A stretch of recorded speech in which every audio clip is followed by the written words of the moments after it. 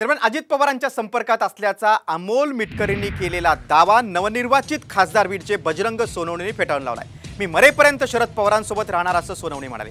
पत्रक काढून बजरंग सोनवणेंनी हे स्पष्टीकरण दिले। असे संभ्रम निर्माण करणारे प्रकार आमदार अमोल मिटकरींनी बंद करावेत।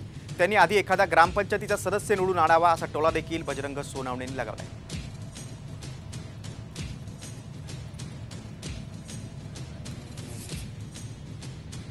बघा, मिटकरींचा दावा फेटाळलाय। मिटकरींचं विधान संभ्रम निर्माण करणार आहे असं बजरंग सोनवणेंचं म्हणणं आहे। मी मरेपर्यंत शरद पवारांसोबतच राहणार असं स्पष्टीकरण सोनवणे यांनी दिलेले आहे। मी फोन करण्याचा संबंध कुठे येतो असं देखील सोनवणेंनी म्हटलेलं आहे। मिटकरी अतिशय चुकीचे करतायत।